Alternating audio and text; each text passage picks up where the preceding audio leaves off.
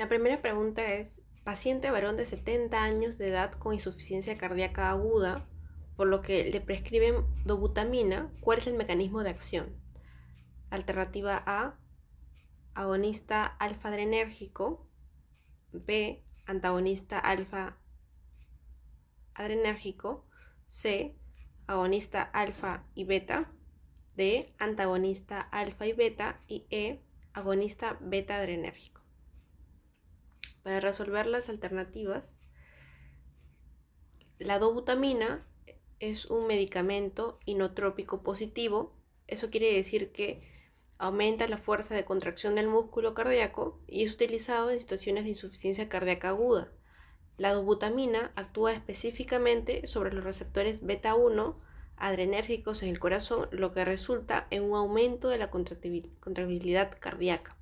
Al estimular los receptores beta 1, la dobutamina aumenta la entrada de calcio en las células cardíacas, lo que mejora la fuerza y velocidad de la contracción cardíaca. Esto es beneficioso en casos de insuficiencia cardíaca aguda, donde se busca mejorar la función de bombeo del corazón para aumentar el gasto cardíaco y mejorar la perfusión de órganos y tejidos. Su mecanismo de acción se va a caracterizar por ser un agonista beta-adrenérgico.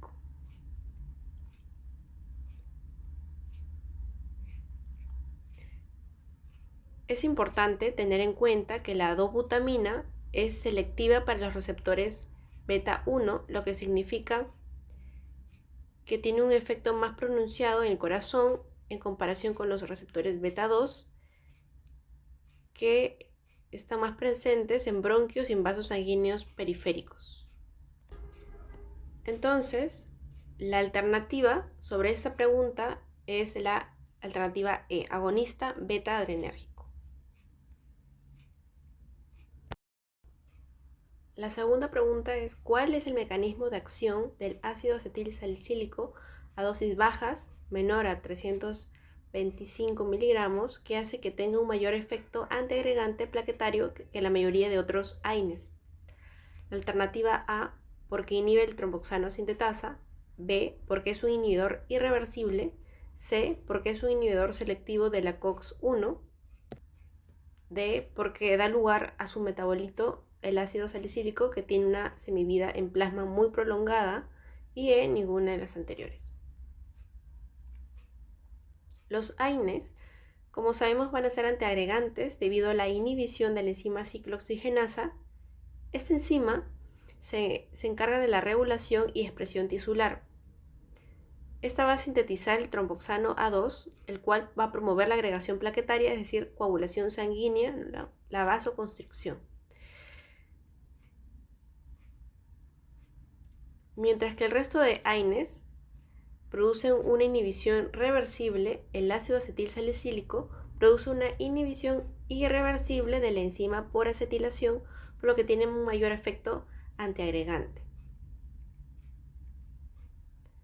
Entonces, cuando nos preguntan cuál es el mecanismo de acción del ácido acetilsalicílico a dosis bajas que tenga un mayor efecto antiagregante plaquetario que otros AINES, la respuesta va a ser la B, porque es un inhibidor irreversible, ¿no?, a comparación de los otros AINES.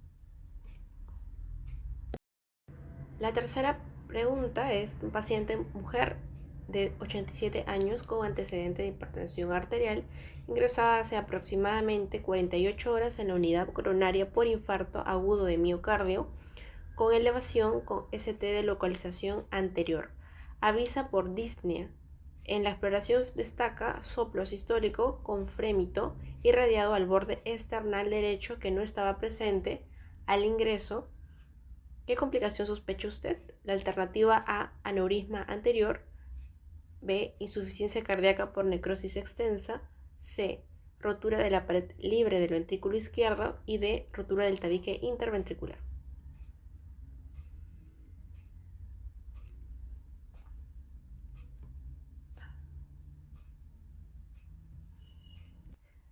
La elevación del segmento ST en un EKG indica una alteración en la repolarización ventricular que comienza en el epicardio y avanza hacia el endocardio en sentido contrario a la despolarización.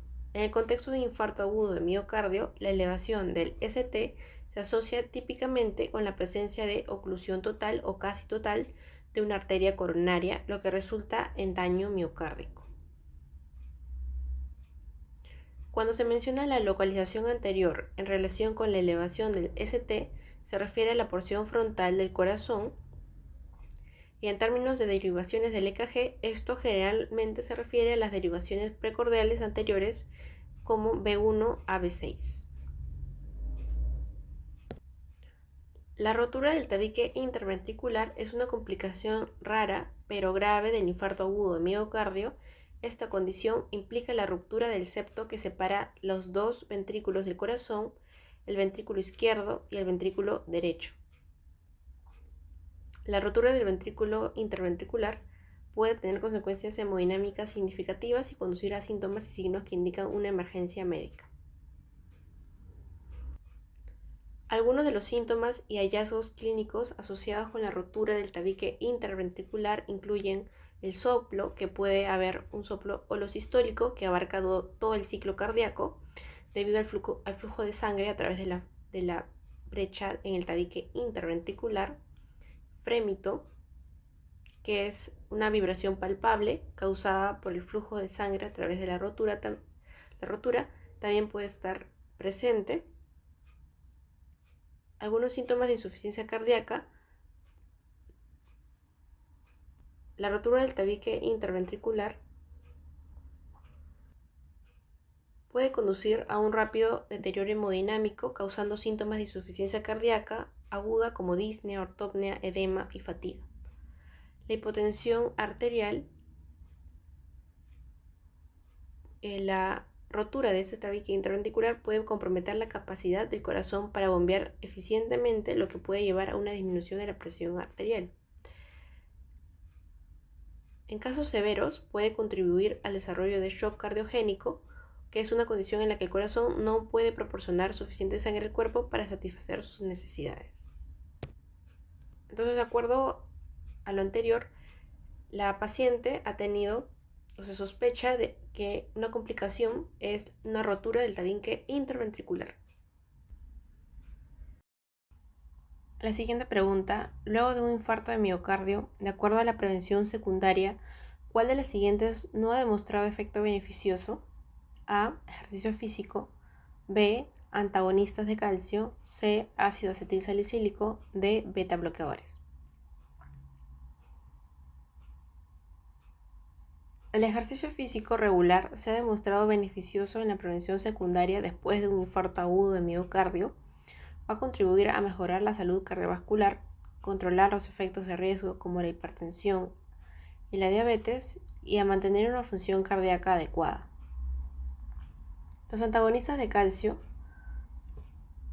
como el verapamil o el diltiazem, no ha demostrado consistentemente ser beneficioso en la prevención secundaria después de un infarto agudo de miocardio. Estos fármacos pueden tener efectos negativos sobre la función cardíaca y no se consideran de primera elección en este contexto. Los antagonistas de calcio se pueden usar para tratar la presión arterial alta, el dolor de pecho, la angina, los latidos anormales, que es la arritmia, y otras afecciones. El ácido acetilsalicílico o aspirina ha demostrado ser un beneficioso en la prevención secundaria después de un infarto agudo de miocardio. Funciona como un antiagregante plaquetario al inhibir la formación de tromboxano A2, lo que reduce la agregación plaquetaria y previene la formación de coágulos sanguíneos. Esto es crucial para disminuir el riesgo de eventos cardiovasculares recurrentes como nuevos infartos. Los beta bloqueadores también han demostrado beneficios en la prevención secundaria después de un infarto de miocardio. Ayudan a reducir la carga de trabajo del corazón, disminuyendo la frecuencia cardíaca y la presión arterial. Así mejoran la supervivencia a largo plazo. Todos los pacientes deben recibir de por vida, por su beneficio pronóstico, ácido acetilsalicílico a dosis antiagregante, estatinas, IECAS y betabloqueadores de elección, prasugrel o dicagrelor, y en caso de una situación aguda debe recibir anticoagulación parenteral hasta que estén revascularizados. Los antagonistas de calcio no han demostrado beneficio pronóstico.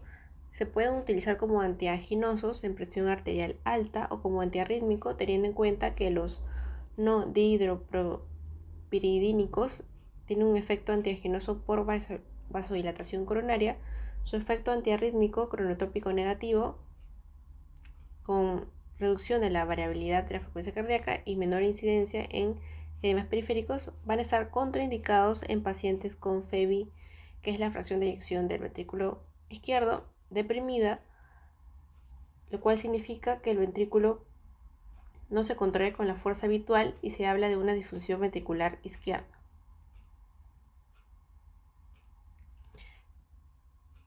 Y de acuerdo a lo anterior, luego de un infarto de miocardio, en relación a una prevención secundaria, ¿cuál de las siguientes no ha demostrado efecto beneficioso? La alternativa va a ser la B, antagonistas de calcio. La siguiente pregunta. Una placa arteriosclerótica vulnerable se va a caracterizar por: alternativa A, presenta un tamaño superior al 70%, B, un aumento de factores de crecimiento de fibroblastos, C, disminución de la metaloproteasas y fibrolicinas, D, un aumento de macrófagos con alto contenido en material lipídico. A referirse a placa vulnerable quiere decir que hay un riesgo de rotura. Para desarrollar las alternativas, la alternativa A presenta un tamaño superior al 70%, aunque el tamaño de la placa puede ser relevante, no es el único factor determinante de su vulnerabilidad. Las placas más pequeñas, pero con características inflamatorias, pueden ser más propensas a la ruptura. El siguiente, un aumento de factores de crecimiento de fibroblastos. Aunque los factores de crecimiento de fibroblastos pueden estar involucrados en la remodelación de la placa, no son específicos de la vulnerabilidad.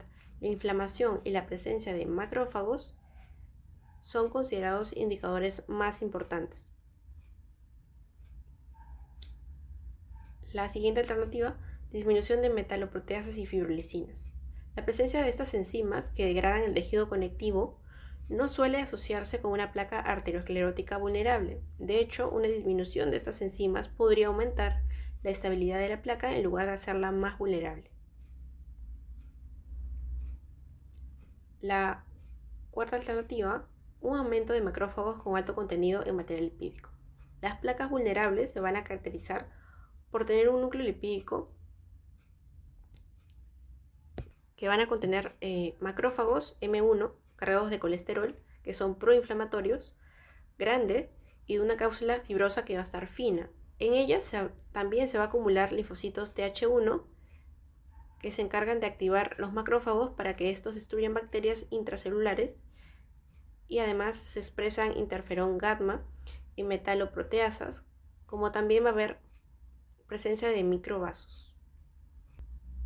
En cambio, cuando las placas se estabilizan, predominan los linfocitos Th2, que segregan interleuquina 4, interleuquina 5 e interleuquina 10, e inducen la producción de anticuerpos.